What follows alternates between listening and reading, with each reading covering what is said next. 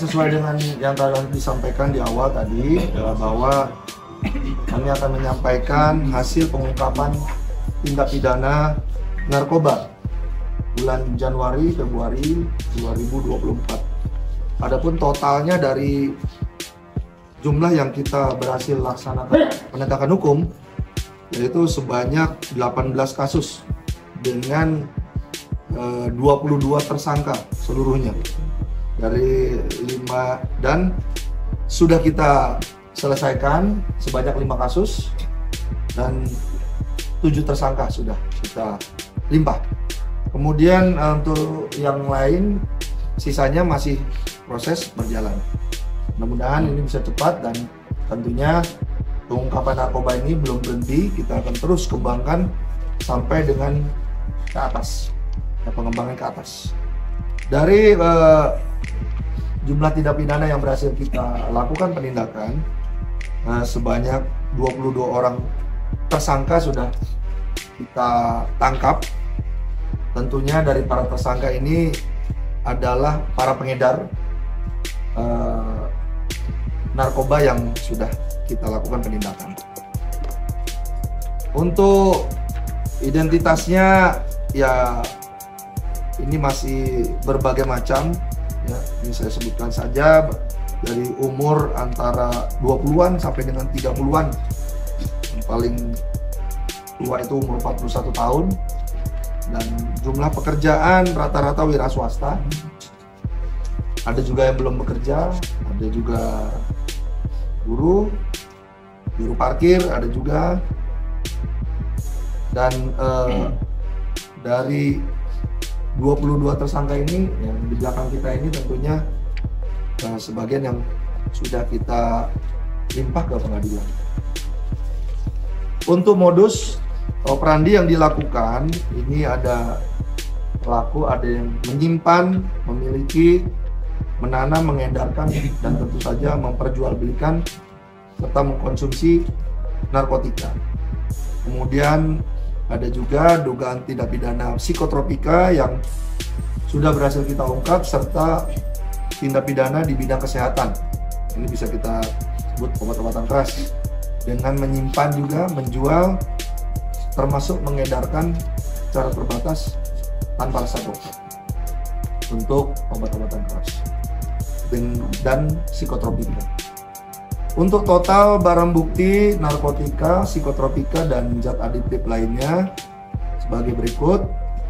Di antaranya 72,66 gram sabu, kemudian 443,89 gram ganja, kemudian 425 gram merupakan masih berjenis pohon, dan 257 butir psikotropika, dan 3.502 butir obat keras terbatas. Tadi kami sampaikan untuk kronologi secara umum bahwa yang kita tangkap adalah yang melaksanakan peredaran narkoba, dalam arti memperjualbelikan dan mengedarkan narkotika, psikotropika, dan obat-obatan yang tentunya tanpa dilengkapi dengan resep dokter. Jadi para pelaku-pelaku ini adalah para pengedar yang memperjualbelikan narkoba di yang kita tangkap di Kabupaten Garut seluruhnya. Dari kronologi yang berhasil kita himpun, ya beberapa di antaranya ada yang memperjualbelikan antar teman, kemudian melalui media sosial, dan dengan keuntungan tersebut tentunya para pengedar ini bisa memperoleh keuntungan untuk bisa juga mencicipi narkotika tersebut untuk mereka sendiri. Dan tentunya dari tindak pidana yang sudah kita lakukan, yang sudah berhasil kita ungkap, untuk pasal yang diterapkan untuk jenis narkotika, kita kenakan pasal 111 ayat 1 dan 2, pasal 112 ayat 1 dan 2, Junto pasal 114 ayat 1 dan 2, Junto pasal 132 ayat 1 Undang-Undang Republik Indonesia nomor 35 tahun 2009 tentang narkotika dengan ancaman maksimal pidana penjara seumur hidup dan dipidana dengan pidana mati atau denda paling banyak 10 miliar. Kemudian untuk jenis psikotropika kita kenakan pasal 62 dan atau pasal 60 ayat 5 Undang-Undang RI nomor 5 tahun 1997 tentang psikotropika dengan ancaman pidana penjara paling lama 15 tahun atau denda paling banyak 200 juta rupiah. Dan yang terakhir untuk obat-obatan keras kita kenakan pasal 435, pasal 436 Undang-Undang nomor 17 tahun 2023 tentang kesehatan dengan ancaman pidana paling lama 12 tahun penjara dan denda paling banyak 5 miliar rupiah. Tentunya dari narkoba yang sudah berhasil kita ungkap di Kabupaten Garut ini, kalau kita perkirakan bisa sebanyak 130.759 jiwa yang berhasil kita selamatkan. Mudah-mudahan untuk proses tidak mengalami kendala dan kita akan terus berjuang serta perang melawan narkoba khususnya di Kabupaten Garut. Demikian yang bisa kami sampaikan, kurangnya kami mohon maaf. Terima kasih. Wabillahi taufiq wal hidayah. Wassalamualaikum warahmatullahi wabarakatuh. Kan kira-kira rinciannya itu yang 18 kasus itu kan psikotropika, narkotika. Silakan buka. Dari 18 kasus itu apa saja? Atau paling banyak apa? Paling banyak apa?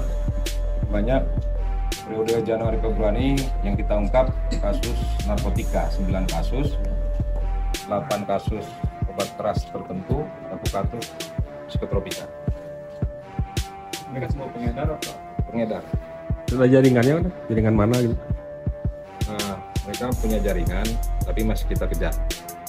Untuk ada pohon ganja dan ini ditanamnya di mana? Ini di gunung di daerah Cikajang. Kajang. Pelakunya itu apa? Memang hanya satu Pelaku pohon dua. atau memang sisanya? Yang berhasil kita temukan dengan bawa pelaku ke gunung sana ada sisa 1 pohon. Kita juga koordinasi dengan kehutanan, kita sisir, kita sudah tidak menemukan lagi.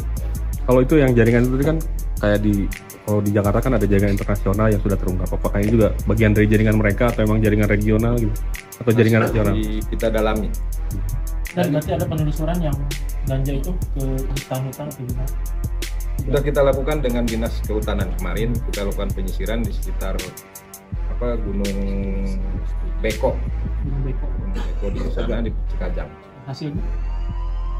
Nihil. Dan kita juga kemarin buat spanduk supaya masyarakat yang dikasih untuk menanam di sana tidak melakukan hal yang sama lagi. Itu udah ada imbauan buat masyarakat sana? Sudah. Mungkin belum diedarkan ya? Sudah, karena bisa terungkapnya ini dia udah mengedarkan, sudah panen berapa kali dia edarkan, sehingga oleh kita tercium, kita lakukan penindakan, kita cari pohonnya. Usianya berlangsung Pohonnya di rumah ya? Kalau dia karena dia dipetik, keringkan, dia jual. Dia tahu dari mana? Udah berapa lama berarti tadi ini? Yang tadi dia sejak Di rumah ada. Iya, iya. Kalau yang ini pohon di gunung. Berarti sudah berapa kali panen dia tersangka ganja sebelumnya? Kalau hasil pemeriksaan sudah kurang lebih ada 5 kali.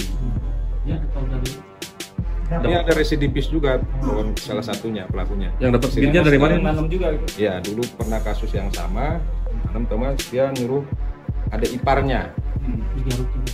Galuh. Dapat bibitnya dari mana itu? Ngakuannya dapatnya dari Bandung katanya.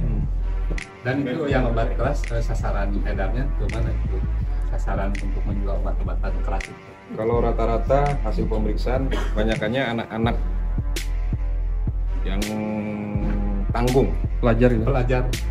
Kalau pelajar jarang kita temukan, banyakannya ya mungkin anak-anak Baru lulus sekolah ya? lulus sekolah yang pergaulan lah, yang usia produktif. Kalau dan satu lagi kan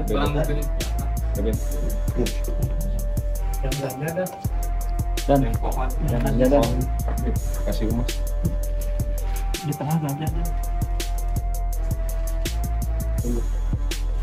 Jadi tentunya ini dari keterangan tadi yang sudah disampaikan bahwa seluruhnya ini bisa menyelamatkan generasi muda di masa yang akan datang terkait dengan yang mengkonsumsi dan tujuan pengedarnya. Tentunya dari hasil pemeriksaan berbagai macam kalangan, namun sasarannya di usia-usia produktif. dan yang udah diselamatkan itu ada direhab atau gimana? Yang tadi kan ada berapa ribu yang telah diselamatkan oleh pihak kepolisian. Yang kemungkinan akan diselamatkan. Jadi dengan adanya evaluasi kita sita, ya kita akan bisa menyelamatkan itu.